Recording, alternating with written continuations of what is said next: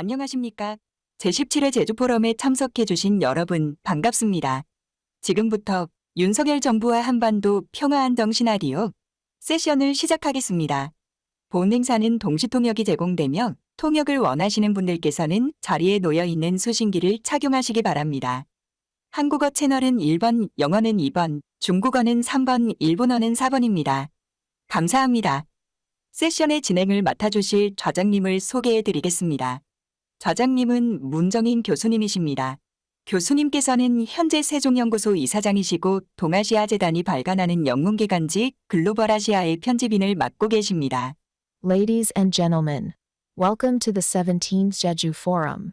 Thank you for joining us today for the Yoon administration and scenario for the peace and stability of the Korean Peninsula. Simultaneous interpretation is available for this session. For service in Korean, set your device on channel 1. For English, select channel 2. For Chinese, select channel 3. For Japanese, select channel 4. Now I would like to hand over the stage to Moon Jong-in, chairman of the Sejong Institute, who will moderate this session. Everyone, please welcome the moderator. 네, 반갑습니다. Good morning, ladies and gentlemen. My name is Moon Jong-in, as was just introduced. We are going to be discussing today about the audacious initiative of the new Yoon administration. So, unfortunately, the response from North Korea has not been positive. And since the launch of the Yoon administration, well, we had some hopes, but there are some concerns as well. The Yoon administration has said that it's going to be implement North Korean policies based on the principles, and also that South Korea will have dialogue if needed, but will take a very strong stance if necessary. So the Yoon administration has said that based on principles, when it's going to go strong, it's going to go strong. When it has to talk with North Korea, that it will. And North Korea has also said that it's going to take a strong stance against South Korea if necessary. And so it seems that both South and North Korea are taking strong stance against each other. So it's a concern. And that is why we have invited experts from the US, Japan, and China to talk about the situation on the Korean Peninsula. And when the ultimate goal is to have peace and stability on the Korean Peninsula. And so we will be discussing about how, whether we are on our way to achieving such peace and stability. We have invited Professor Charlie Park of Seoul National University, and we have also invited Jae-jung Lee, a member of the National Assembly from the Democratic Party. She is also the vice chair of the Foreign Affairs and Unification Committee of the National Assembly. And it seems that National Assembly Lee and Professor Park will have different opinions. And so I'm going to go by the age. And it seems that Professor Okonogi Masao would be the oldest person. He is the professor of emeritus of Keio University. He has a very balanced view of Korea-Japan relations.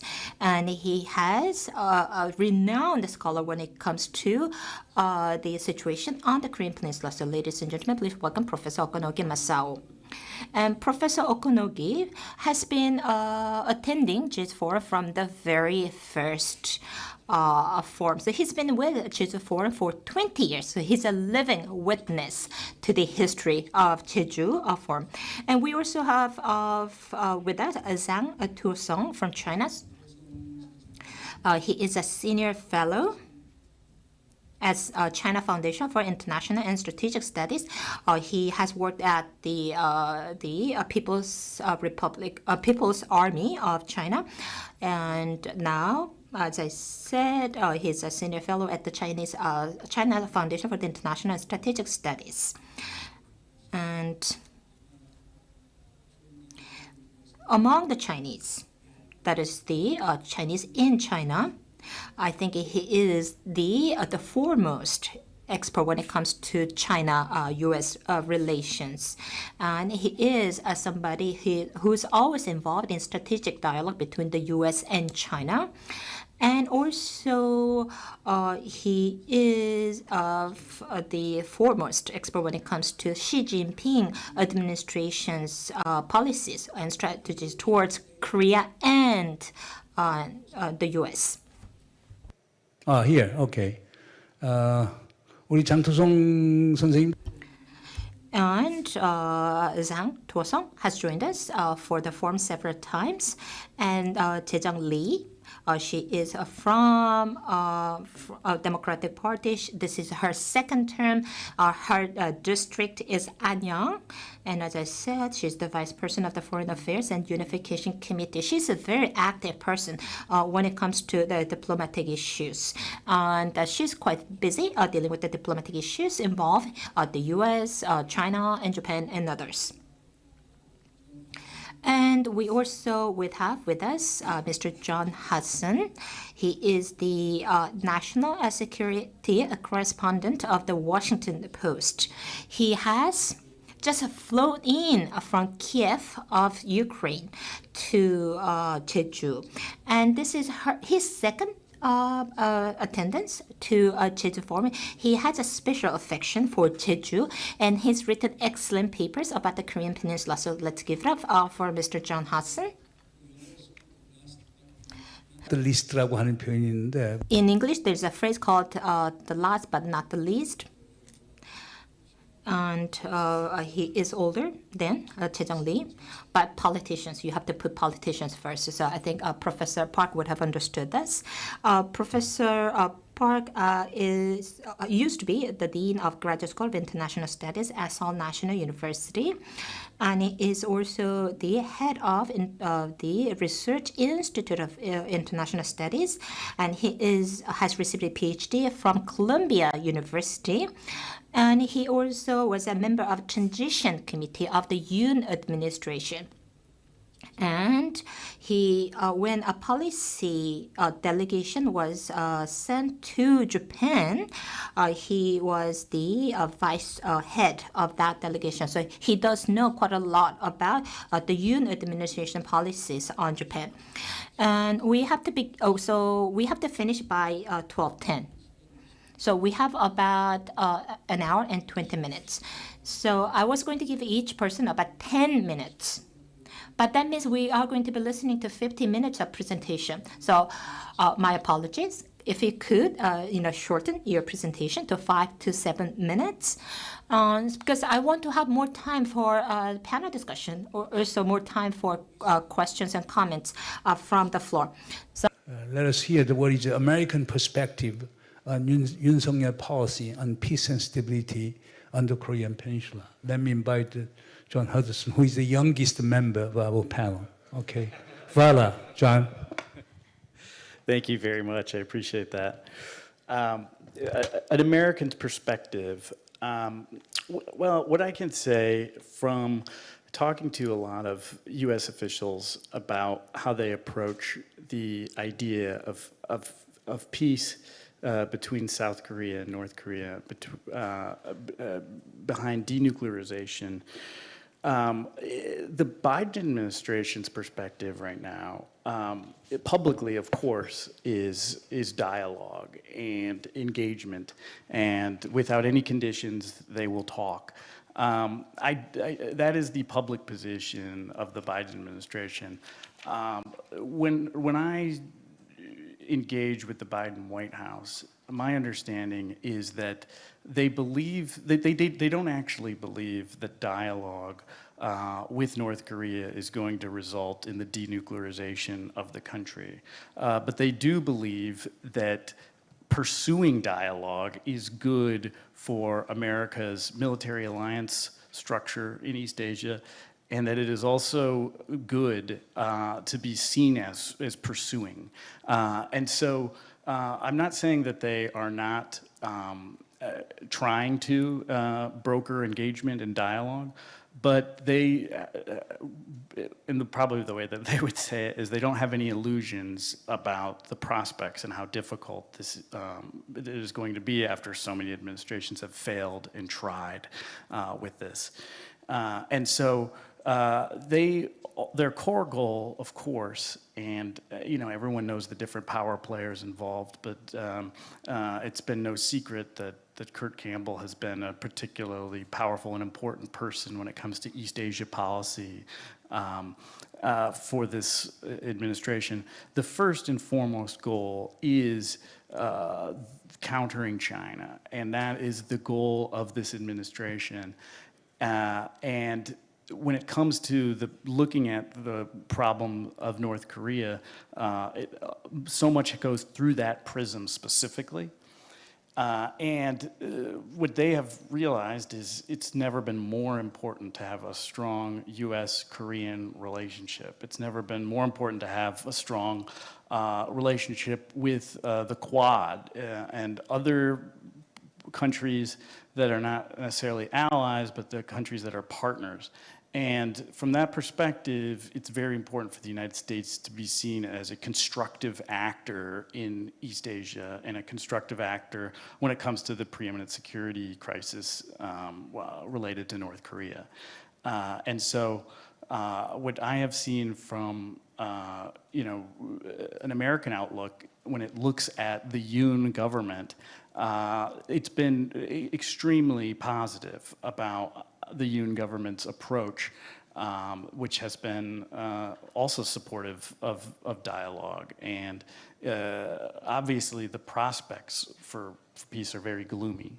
And in the United States, they've not just said that they believe that a nuclear test in the offing is quite likely to happen, but they've said where specifically it is going to happen in terms of launch pads, and it's very gloomy. Obviously, that's the same position when I talk to South Korean officials. It's a matter of when and not if there's going to be a nuclear test. So extremely grim and negative prospects for what things look like, but absolute support behind the Yoon government's position to pursue an ambitious agenda, even if it has already faced a ton of pushback from North Korea and opposition, and even perhaps an insulting pushback. I don't know if that's a good way to condense things or not, or if it's better to elaborate more, but I'll leave that up to you, Dr. Moon. It is very important for you to reconfirm the Biden administration's endorsement of the President Yoon Suk-yeol's policy in North Korea. Okay. But I think they're very similar. Yoon Suk-yeol government emphasized the dialogue on the one hand and maximum pressure on the other hand. The Biden administration has been following the similar policy. But we can talk about it later further. Okay, since we have heard from American side, why don't I invite the Dr. Chang To-sung so that he can give a presentation on the Chinese perspective. To-sung?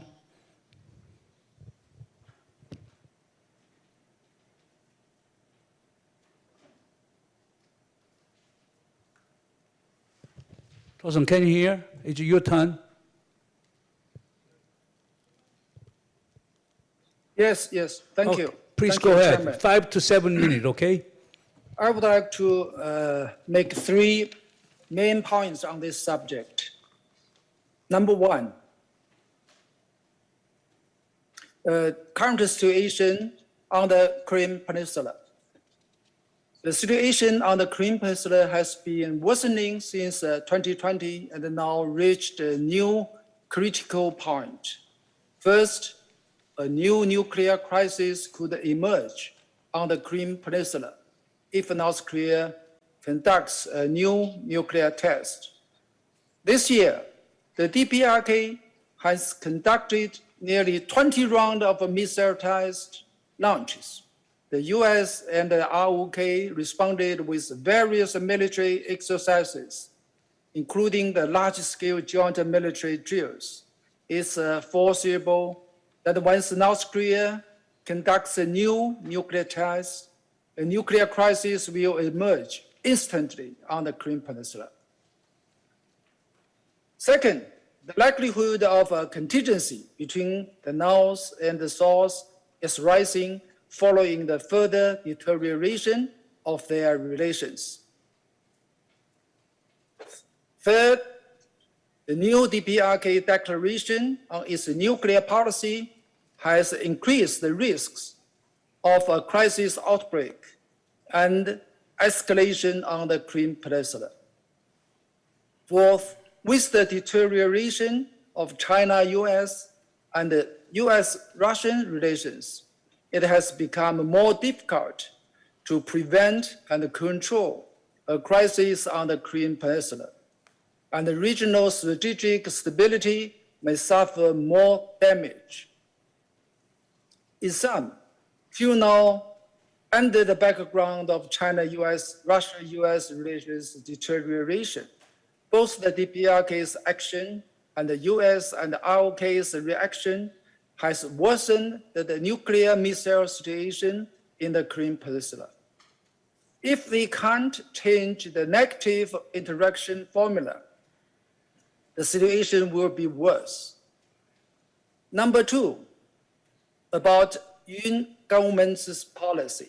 During the election campaign, the foreign policy raised by the conservative politician Yoon Sung-yeol aroused the serious worries in China.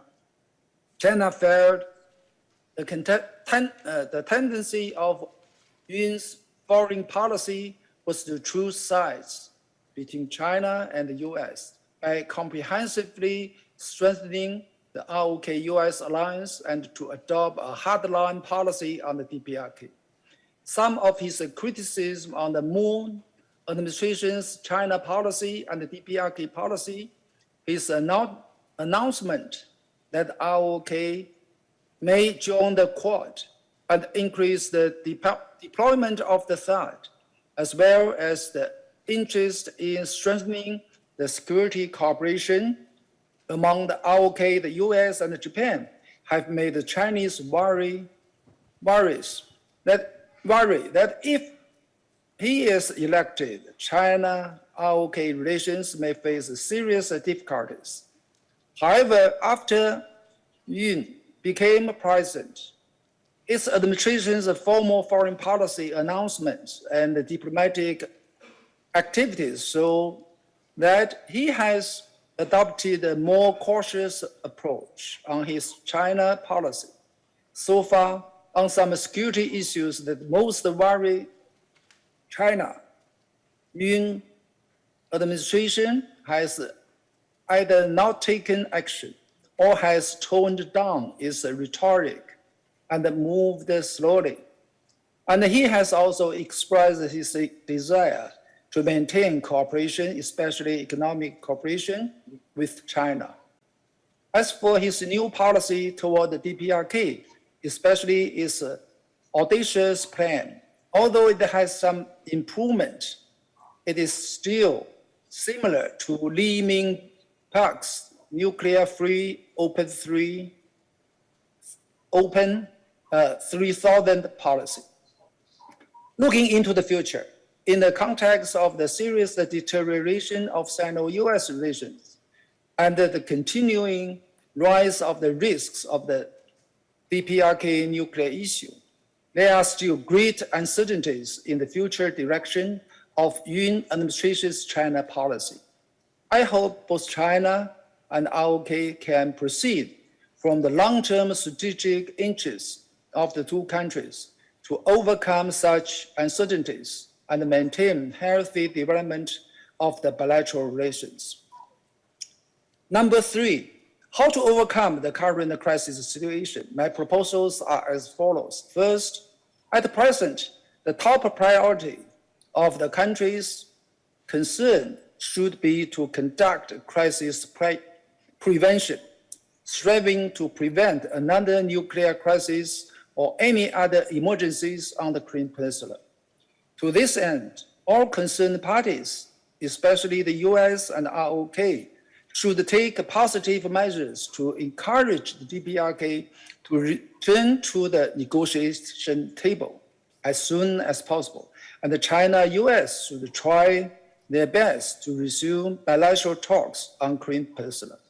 Before resuming talks, US and ROK must keep their informal communication channels with the DPRK. An urgent task for US, ROK, and the DPRK is to reach a new exit understanding to resume the suspension for suspension. If a crisis does occur, parties concerned must make all efforts to prevent it from escalating into a military conflict. The US and the ROK, as the strong party, should provide a clear security assurance to the DPRK that they will not make any preemptive strike against it. This will be of great significance to preventing the DPRK from using nuclear weapons first in an emergency. Second, maintaining strategic stability in Northeast Asia must be put on the agenda as soon as possible. For this, the US should not redeploy tactical nuclear weapons or land-based intermediate-range missiles in Northeast Asia, let alone nuclear sharing with Japan or South Korea. And it should also exercise self-restraint on sending its strategic weapon platforms to surrounding area of Korean Peninsula in military exercises. ROK should think twice before increasing THAAD deployment.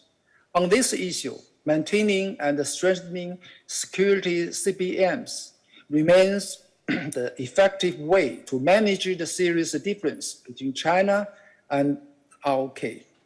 The US, Russia, and China should establish certain nuclear CBMs bilaterally or multilaterally. Third, all parties' shared ultimate goal should remain to achieve denuclearization and establish a lasting peace and mechanism on the Korean Peninsula. At present, it's unrealistic to restart the denuclearization dialogue immediately. But the relevant countries, especially China, the ROK, and the US, should publicly announce their adherence to the ultimate goal. The dual-track approach and a package solution of step-by-step, action for action should still be the guiding principle to realize the peninsula denuclearization.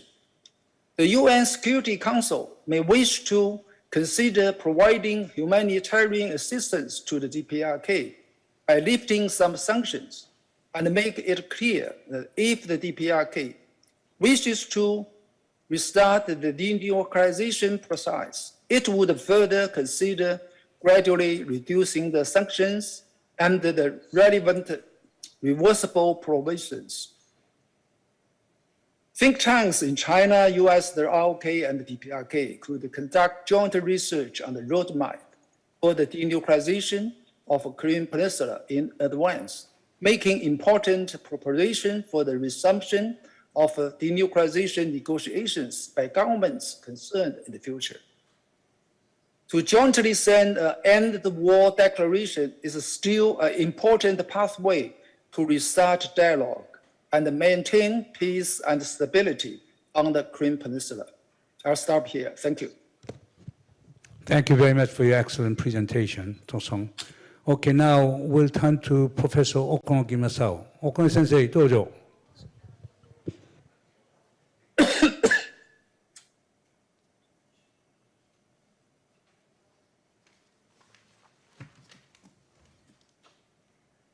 はい、こんにちは、小野木でございます。私は全般的な Yeah, today I would like to talk to you about my overall impression.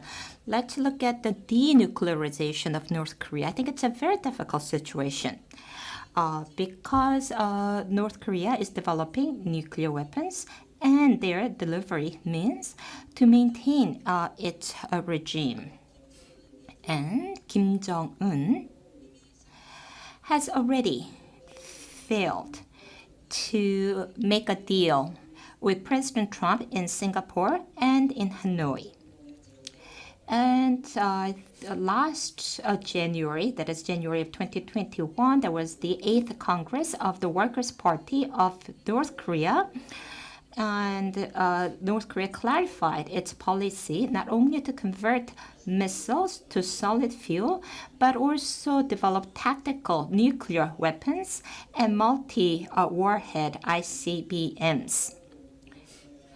And so North Korea will, of course, are going to try to make nuclear warheads smaller and lighter. And during his speech at the Supreme People's Assembly on September 8, Kim Jong-un clearly rejected denuclearization negotiation and said that he will strengthen its development or its nuclear and armed forces. And so I believe that North Korea will soon have its 7th nuclear weapons testing. And even if the United Nations Security Council were to pass a resolution to expand sanctions on North Korea, or Russia would likely to exercise its veto power, and under the current circumstances, and if that happens, China will have no choice but to oppose or abstain as well. And I want to talk about nuclear doctrines. And Kim Jong-un regime has prepared its nuclear doctrine consisting of both retaliatory strikes against the U.S. and preemptive strikes against South Korea, which target large cities in Korea. And the start of the Ukraine war, I believe, has accelerated this. In fact, on April 4, I think that was about 40 days after the war in Ukraine, where Kim Yo-jong declared that if a war were to begin, that North Korea would use nuclear weapons to completely destroy South Korea. And North Korea is also trying to undermine U.S.'s extended deterrence and also try to drive a division between the U.S. and South Korea politically. And North Korea has not completely abandoned, of course, diplomacy. And however, there's a difference between what North Korea is trying to do and what Ukraine is doing. Well, there is a Korea-U.S. alliance, and there's the U.S. armed forces in South Korea. So when it comes to conventional military weapons, well, North Korea is much inferior to South Korea. And if North Korea does not use its nuclear weapons, it's not going to be able to fight effectively against South Korea and the United States. And if a war were to break out on the Korean Peninsula, I believe that there is a possibility that this is going to be a nuclear war. But as I said, I don't think North Korea has given up its diplomacy at all. At the 8th National Congress of the Communist Party, Kim Jong-un said that a strong national defense force does not eliminate diplomacy. That's what he said. And so the nuclear negotiation with North Korea, as you know, is very difficult, but I don't think it's impossible to have negotiation. I don't think the current situation is desperate either. And I think in about 2-3 years, I think that we will have another opportunity to have nuclear negotiations with North Korea. And I don't know whether that negotiation is going to be about denuclearization. I think it's most likely it's going to be a negotiation about arms control. The dialogue between South and North Korea is very difficult. And however, I don't think it's because of the policies of the Yoon administration.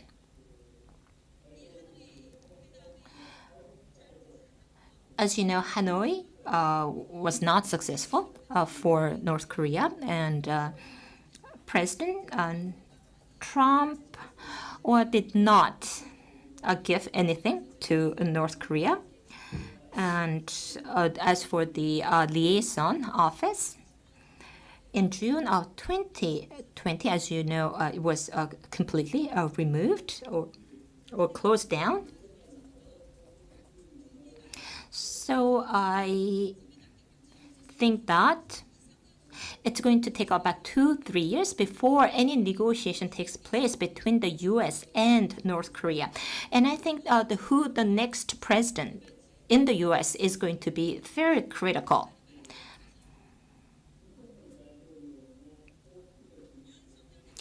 And Yoon Suk-yeol, president, on the 15th of August, has made a speech, and Kim Yo-jong criticized against it.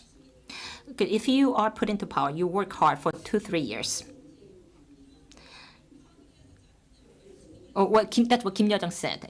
For the first, second 2 years, 2 or 3 years, that you have to, find out what the current situation is like, what the circumstances are like. I think what Kim Yo-jong meant is that after Yoon Suk-yeol has learned things around him for 2-3 years, that he will be ready to have talk with North Korea. I think that's what she meant. And we do see changes taking place on the Korean Peninsula. And so we have to think about what nuclearization means on the governing policies or the philosophies of Kim Jong-un. And once North Korea has completed its nuclear development, what will Kim Jong-un do? I think this is quite important. As I said previously, if you listen to his speeches or his comments about nuclear capabilities, North Korean media has emphasized the North Korea first stance. And Kim Jong-un has always been, emphasizing the people of Korea first. And I think that's a change of ideology. And these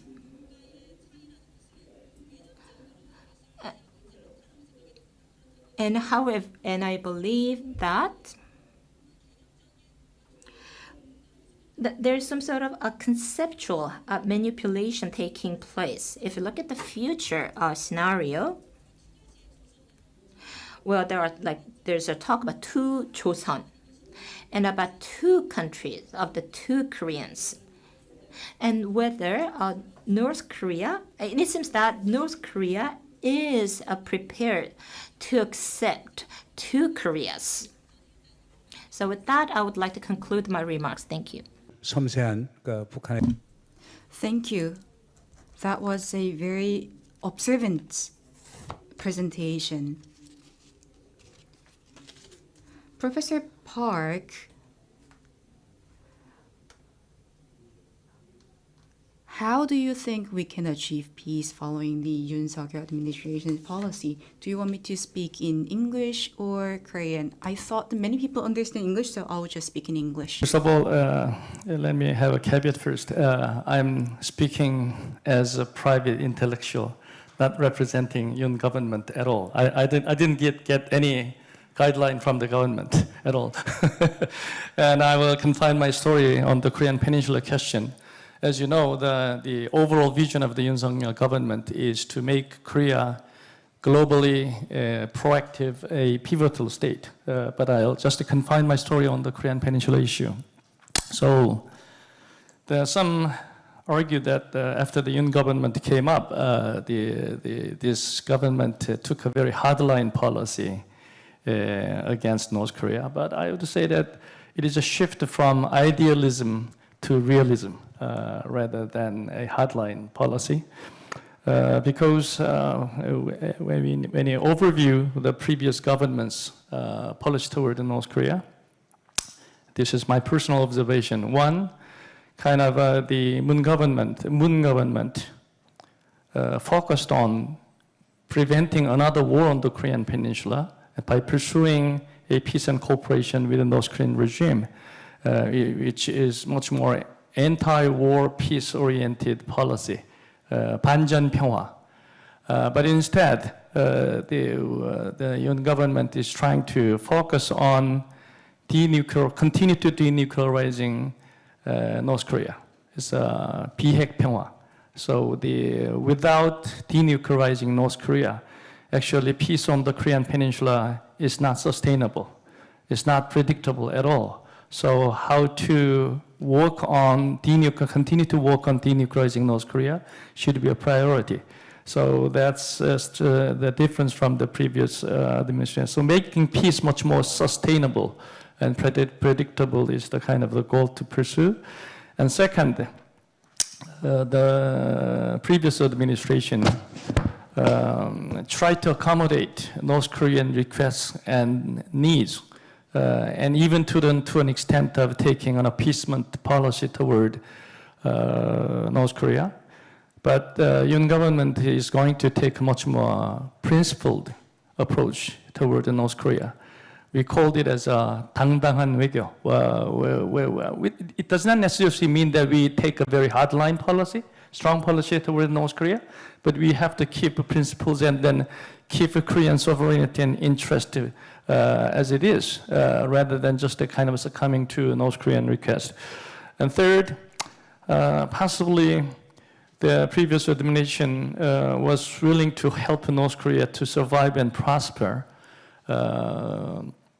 In a sense that, as you know, North Korea pursues a 강성대국, strong and prosperous nation. I don't know whether that policy line, that helps North Korea, but whether that helps South Korea. So if you translate 강성대국, strong and prosperous nation, it may be a rich nation and strong army. Does it really good for South Korea? I don't think so. So we switched to the kind of focus that how to help North Korean people and residents in North Korea to have sustainable and substantial benefits would be the kind of priority issue rather than making Kim Jong-un regime stronger than now. So we shifted the focus from the idealistic vision to realistic evaluation of what's going on the Korean Peninsula. So as you know, Kim Jong-un and his regime openly declared that they will never give up nuclear weapons. That's reality. Even though we tried hard, we gave lots of peace initiative towards North Korea. Actually, what we get is a much stronger nuclear and missile threats from North Korea. So we have to deal with it.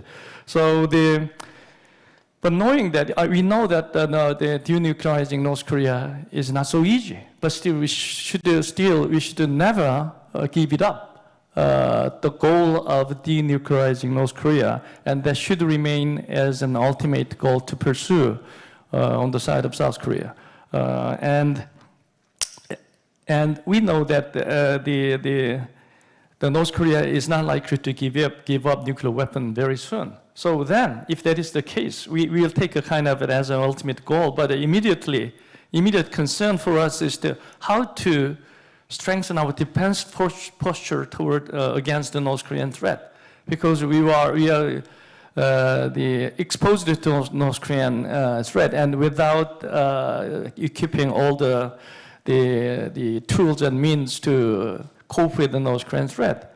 So that's the reason why we relied on at least the 3 steps. One is to strengthen and then increase the credibility of extended deterrence, which is we are not going to pursue nuclear armament, but nuclear attack should be deterred and detained. So then we have to have a kind of a strong alliance relationship with the United States, which is a nuclear power.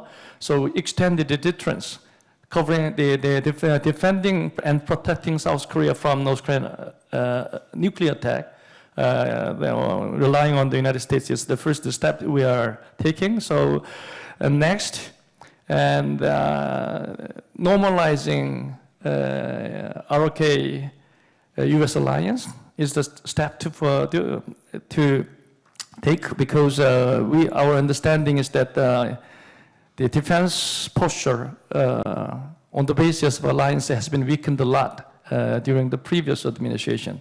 So resuming joint exercise and then and ask the United States to send out strategic assets if necessary, when needed, in a timely manner, is a kind of the thing that we are trying. And at the same time, enhancing self-defense capability in every means possible, possibly except developing nuclear weapons, is going on. But actually, this has been done during the Moon administration as well. So we are not, this is not an aberration from the long-term Korean defense policy. And finally, all these policies is not denying that we are the Yoon government's constant search for chances for dialogue and cooperation with North Korea. Many people think that as Yoon government is such a conservative government, that they are not likely to have a dialogue with North Korea. Not necessarily the case. The open channels. First of all, as for the humanitarian issues, Yoon government is wide open to have a dialogue and negotiation and cooperation with North Korea. First priority is how to link separate families who are aging a lot. So let them meet each other as soon as possible, and then give lots of humanitarian aid in terms of medical care and the child nutrition issues and others, and then forest. All those things can happen regardless of North Korea's efforts for denuclearization. So it depends on North Korean decision whether they accept our offer or not. And second, so-called the bold initiative or audacious plan is that as long as North Korea is willing to take a substantial measures for denuclearization, Yoon government is ready to give lots of the support for North Korean people. Possibly one of the kind of the dissatisfaction on the part of Kim Jong-un, maybe the money is not coming in his pocket. We are trying to directly give to the people. Infrastructure, agriculture, and the forest, and port construction, financial things. It's not kind of giving North Korea money and then let them do the business. We'd rather directly engage North Korea through also bilaterally or through a multilateral organization. And as long as North Korea truly, substantially denuclearizes, I think South Korea can take lots of proactive measures to help North Korea together with the international society. So I'll stop there. Okay. Now, okay, Lee Jae-jung. Yeah, National Assembly member Jae-jung Lee. Well, I do appear on TV quite often, And I always state my opinion first. But I'm here to to talk about my opinion. But about 2 weeks ago, I was in the United States, and so I want to talk about that visit. I had a discussion with the State Department, and so. And there was this mention about the normalization of the U.S.-Korea alliance, and the U.S. Administration is surprised at that statement because the U.S. administration has maintained good relations with Moon administration as well as the Yoon administration, and so the U.S. has not had an abnormal relations, and so, and I believe that to increase, cooperation, to strengthen relations, well, to talk about normalizing the relations, I don't think this is the right phrase or the right sentence to use. And so this is something that I heard when I was visiting the U.S., and I thought this was strange, so I wanted to, mention this. I used to be a member of the ruling party, but now I am a member of the opposition party, and this is my second term. So when I was during my first term, I was an opposition party. That was the impeachment of President Park. Then I was a ruling party member, and then now I'm a member of the opposition party. When I was an opposition party, that is the first time, the policies of the Park administration I thought were making livelihood of the people, and I thought that we should make sure that there should be a change of government. But now I'm opposition party, second time around. That is, as a National Assembly member.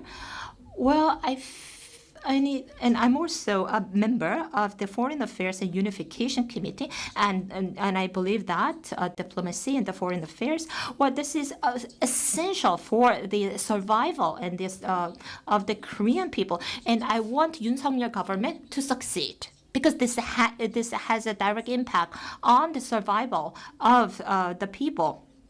So I'm trying to be objective and about the audacious initiative. Well, many politicians and spokespeople have criticized it, and but I was cautious. I read, what that initiative was about. I read it carefully, and if I could tell the Yoon, I want to tell Yoon government, so, what is missing. So that was just my opening portion of the speech. It took me longer than I expected anyway. When you have a dialogue, you do have an objective, you have a goal. When you choose the words, you have, the way you talk, when you talk and the contents of talk, you decide on them to make what you say persuasive.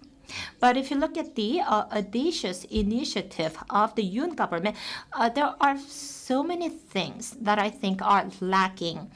And I do not believe the timing was off, when the initiative was made, and the wording and the contents are not appropriate. Well, I hope that the Yoon government, I do believe, came up with this initiative. This was a government that used to talk about pre-strike, when the president was a candidate. And I believe that the new government has come up with its own, blueprint by looking at, by reviewing a lot of things. However, but the government has no incentive to bring North Korea to the negotiation table. And when the initiative was I think it was announced about a week before the military exercise with the United States resumed. And so I'm really suspicious whether this initiative is made in order to bring North Korea to the table. But I'm sure that the Yoon government has good intention. But I still think there's many things that could improve.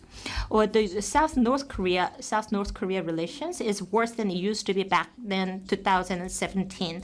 And the seventh nuclear test, I think, is inevitable. It's just an issue of timing. The test is going to be there. And there have been 18 ballistic missile tests until 2002, and until March of this year. And the red line of the long distance missile has been crossed. So these are, we need emergency measures at this time. And however, the Yoon government has not been able to choose a method to deal with these emergency measures. And I don't think the government was not really meticulous. Well, even during the Yoon government, of course, made some mistakes. And based on, in order to correct those mistakes, the Yoon government, I'm sure, came up with this, the initiative. However, the Yoon government has been talking about the normalization of the relations between Korea and the United States. And had said that the Korea is going to be in the driver's seat and is going to try to persuade the United States. However, it seems that the Yoon government has not really been thinking about how to persuade the U.S. government to allow for Korea to be in the driver's seat. And as Professor Okonogi has said, North Korea is trying to legalize its use of nuclear weapons, and the Yoon government is not prepared for this. And the Yoon government has said that there has to be denuclearization first. However, the Foreign Minister Park Jin and the Unification Minister Kwon Young-se, it seems that they have different ideas. And Kwon Young-se says that there are 3 steps. The first step is the first basic step, that is to declare denuclearization. However, the Foreign Minister had said that for the time being, unless there is any sort of a provocation, that's what it says. And so this, there has not been enough discussion among the involved departments or the ministries. And if I may add a little more, and Kim Jong-un has always been saying that Korea has to give up hostile policies against North Korea. And so North Korea has proposed these conditions. And South Korea, the new government, does not understand and does not have proposals to bring North Korea to the negotiation table. I do believe that the Yoon Suk-yeol government is sincere in trying to, talk to North Korea. However, I believe that there has to be additional work, and there has to be sufficient discussion among the officials within different ministries in the Yoon government. And the Yoon government has to also run a simulation in terms of its persuasion of the United States. Thank you. So I would like to ask one question to each panelist, and I would like to open floor after that. Please get the microphone ready. Professor Park said that the Moon administration focused on preventing war, and Yoon administration is focused on denuclearization. But actually, I'm not here to advocate Moon administration, but Moon administration also focused on denuclearization as well. But having these aside, denuclearization is at the center of Yoon's policy direction. But in the speech given by Kim Jong-un on the 8th of September, he declared that there is no denuclearization, then what kind of options does Yoon administration have? It's definitely not an easy question, and I would like to answer this question in Korean.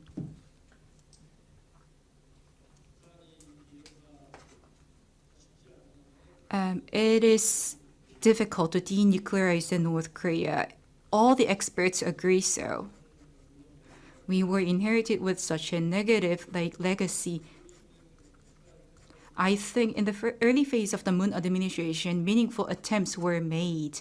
However, I think the Moon administration wanted to persuade the United States and the Korean public that North Korea has a strong willingness to denuclearization. But now, I believe that there may have been no willingness. I would say the willingness comes and goes. But I was there. I mean, I was part of the North Korean deal. I would say that the willingness comes and goes. In the Hanoi summit, I think if we could make some good improvements, maybe we could have made improved. I just want you to focus on the Yoon administration, not okay, noted. But everything aside, the imminent denuclearization is impossible. It's not realistic. So I think it is our path to normalization to complement what we have been lacking. I think I can come up with two things.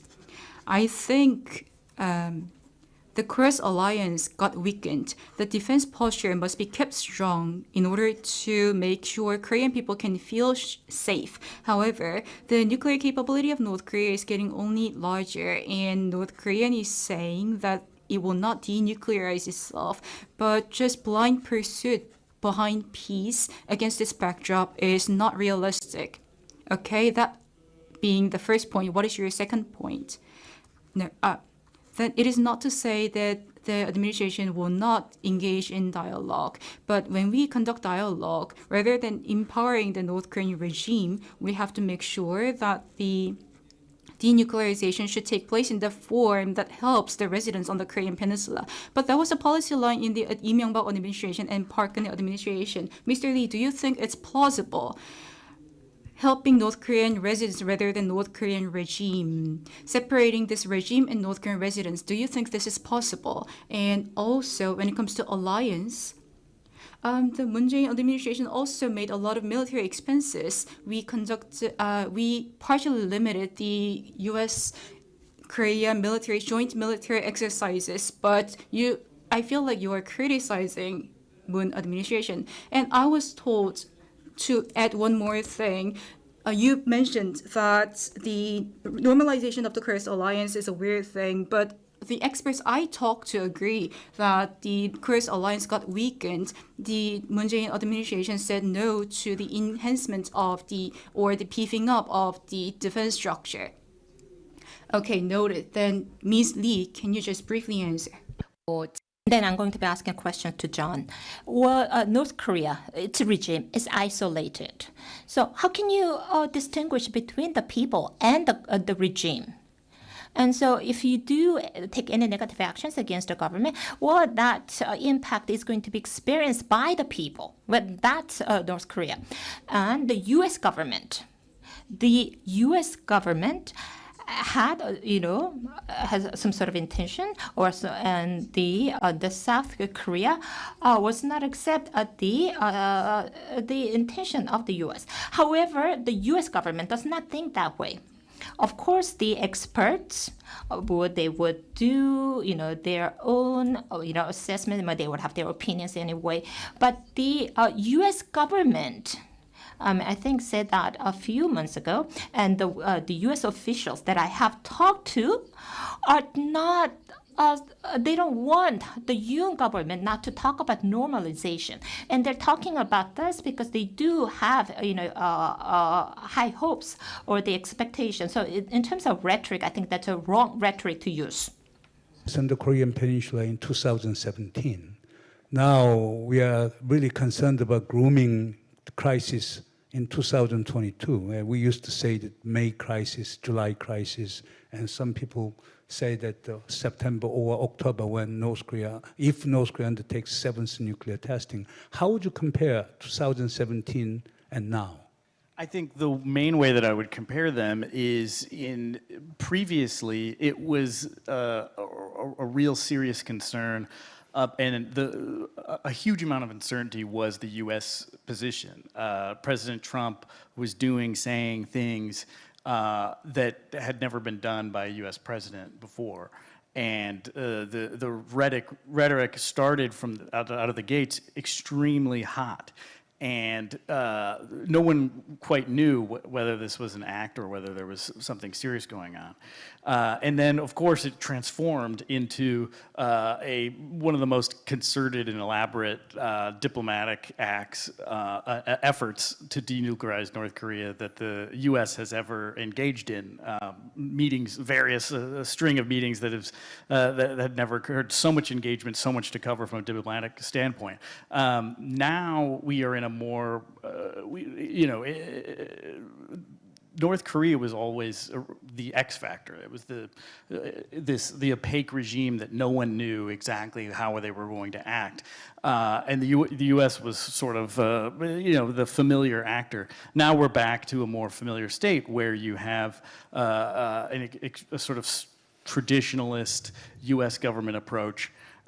And then you have this onward, very difficult march forward of the North Korean nuclear program. And the challenge now is what can be done that hasn't been done before. And that is something that the Biden administration does think about a lot. And when they look back on the Obama years, when they look back on the Trump years, they have sort of narrowly defined one way of acting differently from both, and that is sort of a departure from strategic patience, not saying that, oh, we're going to wait for North Korea to do something good to make talks worthwhile. We're going to actually say, hey, there's no conditions. We're willing to talk right now. Let's engage. And that said, they're not dangling a leader-level engagement out there, not ruling it out completely, but in all serious conversations that they have with journalists, with counterparts, they are certainly downplaying the likelihood that at the presidential level there would ever be engagement. Well, John, I think that Professor Chang To-sung raised a very interesting point. That is that he proposed that Beijing, Washington, Seoul should sit together and come up with a joint roadmap toward the denuclearization of the Korean Peninsula. Do you think the U.S. will take a serious thought on that proposal? It is interesting. I think that they view the addition of Beijing as not more advantageous towards them or more advantageous towards the Republic of Korea. But at the same time, there are some people in the United States who believe that only with engaging all of those actors, it is the only way to overcome this inextricable challenge. And so why not be more open to that format? But it is true that right now in Washington, the skepticism about dialogue with China, and especially built-in structures that involve China. How about Terry? What would be the Yoon Suk-yeol government position on Chinese proposal? On the China engaging in the drafting joint roadmap. I know that the Yoon Suk-yeol government has a roadmap for denuclearization of North Korea. 사실 그 미국하고 중국이 같이 노력을 해줘야지 북한의 비핵. I think that for us to have denuclearization, that has to be a cooperation between the Korea and China, and of course. If China is defending nuclearization of North Korea, and if China is doing that, it's going to be very difficult to talk to China about the roadmap. If not, of course, we can talk to China about this. Suppose North Korea undertakes, seventh nuclear testing. Can you hear me? If North Korea undertakes the seventh nuclear testing, okay, what kinds of reaction do you expect from Seoul and Washington, because Washington and Seoul have been keep telling that we'll come up with very formidable measures if North Korea undertakes seventh nuclear testing. What do you expect from Washington and Seoul, okay? And what would be the worry of Beijing?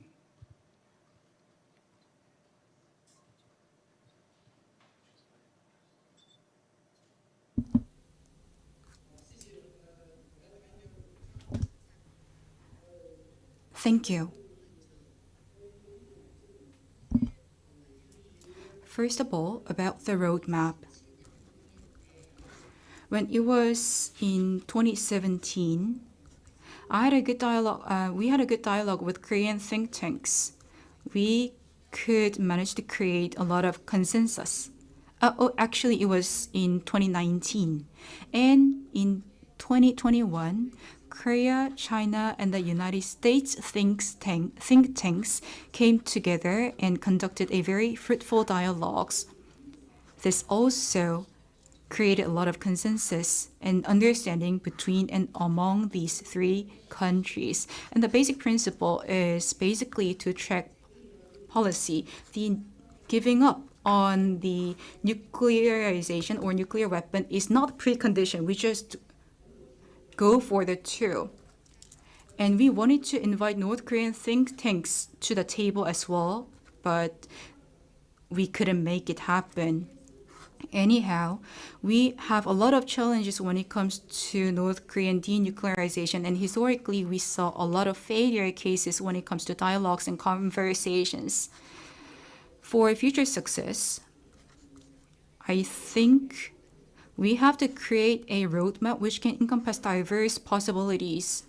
And about the seventh nuclear test, I believe that from North Korean perspective, according to the Eighth Party Congress, the new nuclear test can be conducted, maybe centering around a small tactile nuclear weapon. However,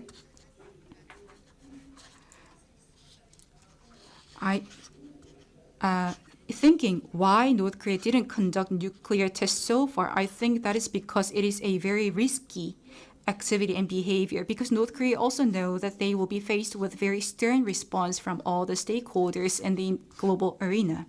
And also, secondly, North Korea understands that China is opposed to the idea of new nuclear tests.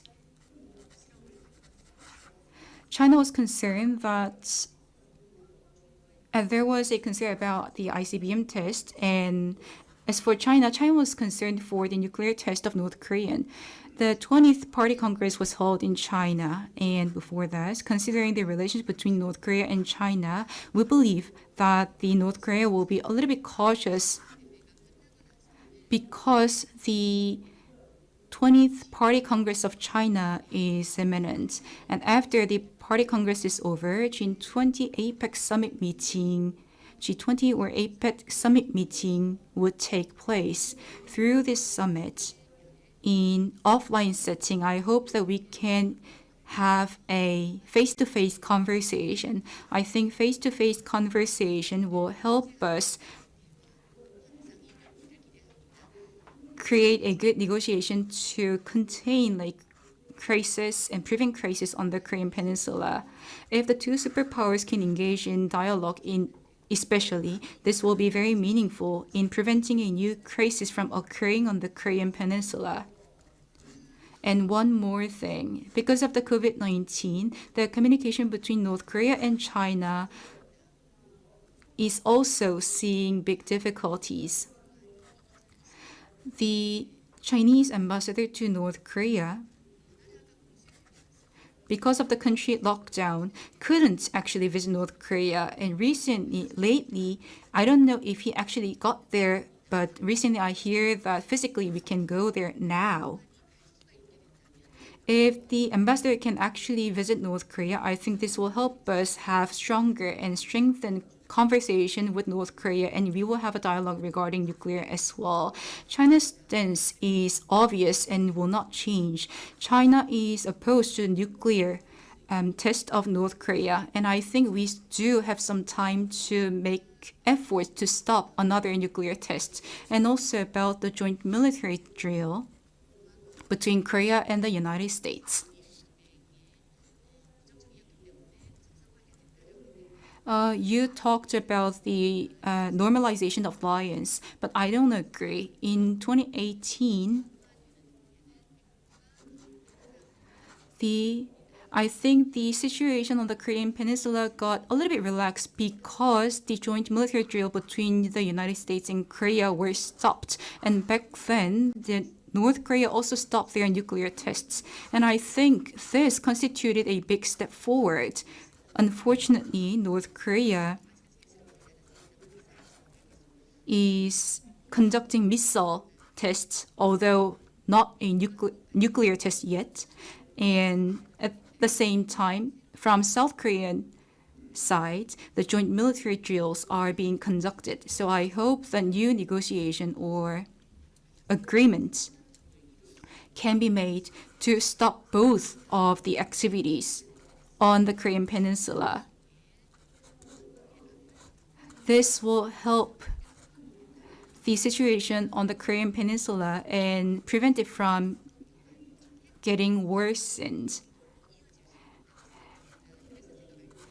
The worst scenario we can imagine is the nuclear confrontation on the Korean Peninsula, and I want to mention that risk management in advance is very important. If South Korea stops joint military drills with the United States, I think North Korea will also stop from conducting nuclear tests. Thank you. About Professor Okonogi, you did mention about Kim Jong-un's declaration about legalizing its nuclearization efforts. And Kim Jong-un has said that nuclearization is not an issue to be negotiated. And about the nuclear arms control, and that dialogue, do you think that is possible? And do you think we should try to have some sort of nuclear-related negotiations?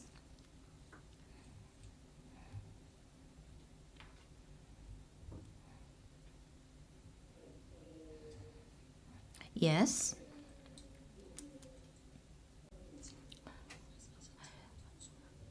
Well, I want to make a comment to what Zhang Tu-Sheng has said. I think one day we'll have conversations, dialogues, but as right now, I don't think it's possible. So I think North Korea, is focused on making nuclear weapons smaller and lighter. If you look at the nuclear doctrine of North Korea, North Korea is thinking about ways to overcome the difficulties that is currently faced, and about the possibility of dialogue. As of now, I don't think it's not going to be possible in the near future. And I'm sure that experts in different countries would agree with this.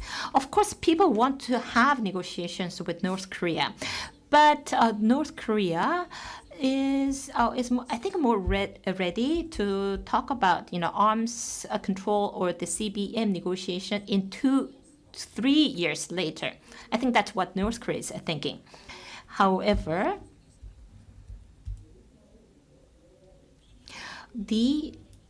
maybe denuclearization could be added to agenda, when that negotiation happens in 2 or 3 years.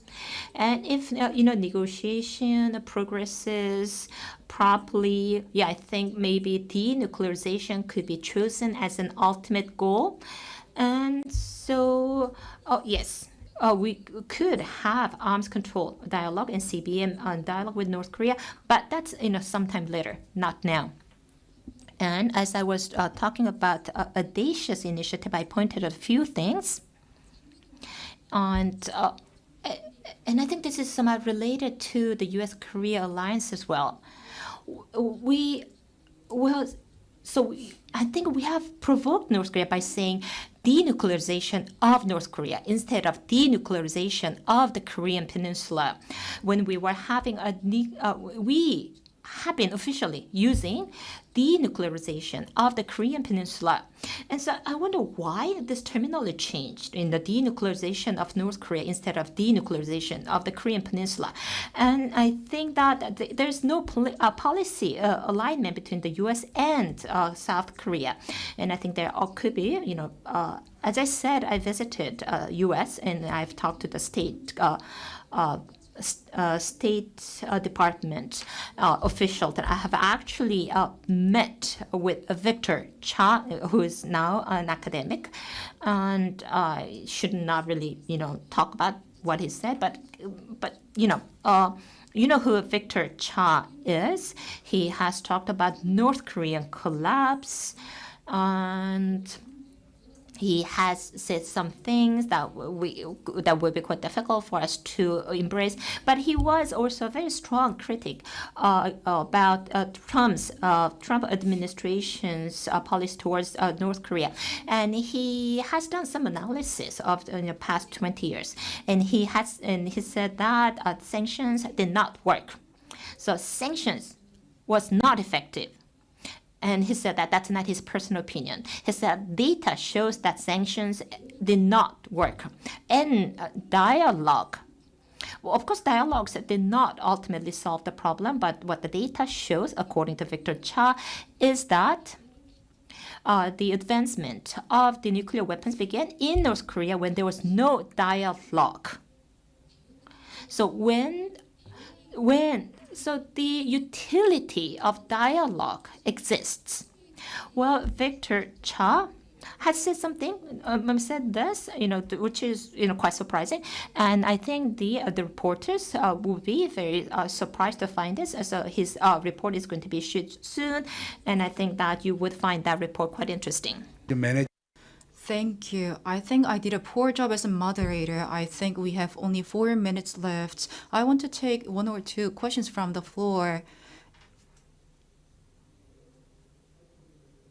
Can you briefly introduce yourself before asking the question? Okay. 예, 먼저 하세요. You can go first. Good morning. Let me take my mask off and give you the question. President of Jeju Peace Institute. 감사합니다. 또 소개를 해주셔서 저도 사회를 보게 돼 있어서요. Thank you for the introduction. Thank you for giving time to the floor as well. Whenever I talk about the issues of North Korea, I feel a little bit void and I feel a little bit empty, because we cannot see an imminent solution, despite all the efforts we have been made. And I think what we need at this point is a sense of sincerity. It is not the rhetorical idea. I want to ask if the actors in North Korean issues are really serious in trying to solve the problems. And to Ms. Lee, I've been myself a diplomat for 37 years, so I dare say this. I don't know who you met in the State Department, but diplomats don't offend others. I don't mean to say that those people you met were liars, but you have to think about the possibility that he or she just said what he or she said because they wanted to please you. And also about idealism and realism, I think this is really subjective concept if you think about it. I do believe the Yoon administration is serious in approaching North Korea, but that can be also, in a way, an idealistic perspective. I think 60 years. And he was the person who came out of Pyongyang the last during the COVID-19 crisis. Question or comment? Thank you, Dr. Moon. I think I'll have a bit of comment, and adding to that, I'll make it short. Okay, we have just less than 2 minutes. Thank you. It was really exciting to hear all the perspectives shared by all the panel members. The first thing I would like to highlight here is, yes, the situation is like a standoff now. No possibility of resuming any access of humanitarian support to the country, which is primarily our concern, which we used to do for 5 years that I was there. Now, we do agree that there are a lot of initiatives and a lot of perspectives shared by different parties involved in this process. But what is critical now is to go back to at least a step behind where we actually lost most of the opportunity, is the 2020 COVID situation when the border locked down. And that situation has really caused a lot of concern of last 20, 30 years of effort, everything the six-party talk to all this peace negotiation process by Moon administration and so on, everything came to a standstill. So can we take smaller steps rather than going into the big objective of achieving the declaration of the Korean Peninsula and all those larger agenda? If we can take these baby steps towards resuming a talk, resuming a dialogue and building up some relationship, that might help. That would be my only concern, having been lived there for so long. And the question, or rather I would say a doubt, is that while we do agree that Dr. Park has already shared that declaration is almost looking like impossible. It's not going to be that easy that a country like DPRK will give up that capacity. Whereas we are continuing to engage in the same capacity with the same strategy or similar kind of approach, which we have been doing for a long time. So is it not time to think about a third perspective rather than going through whether the US, China, and all this joint negotiation would work, and engage parties, those who could be more neutral, like in the UN Sanctions Committee. Now there are new members, those who are really playing a key role, including that of Norway and many other countries involved in that process. So these larger engagement of parties which could be really interested in breaking through this process could be of some help. Maybe it's I'm not a diplomat, but just a suggestion from Okay, thank you. I wish you want to just make a quick reply. The time is off now. 저 하나만 말씀드리고 싶은데 I have one more thing to say. One thing to say. I don't think there are three things we shouldn't we shouldn't get deceived by North Korea. North Korea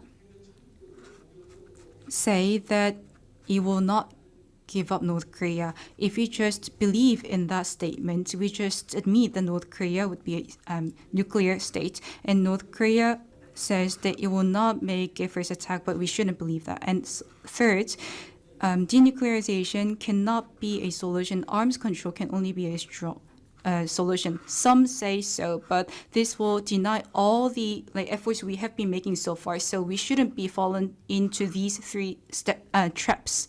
Thank you.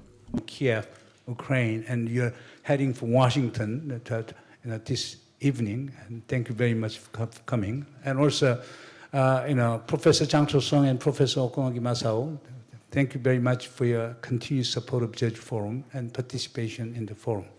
And also Lee Jae-jung, and all of a sudden you become a roving ambassador in Washington, D.C. You have been, conveyor of the message from Victor Cha to the Korean audience. That's good. And Professor Park Cha-lee, as usual, you are a very good defender of Yoon Suk-yeol government. You did an excellent job. Again, thank you very much for your attendance, and I really appreciate it. I will adjourn the session. Thank you.